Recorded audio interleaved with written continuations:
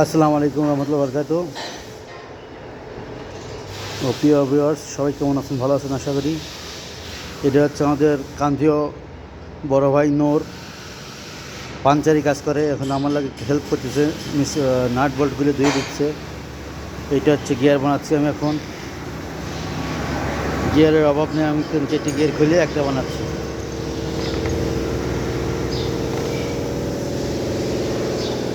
এটা হচ্ছে 8 গিয়ারের গাড়ি, তার সাথে আবার নোজ গিয়ার আছে।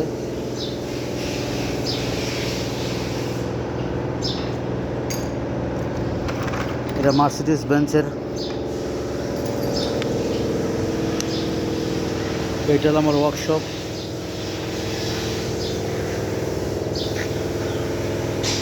এটা এই গাড়ির গিয়ার বক্স।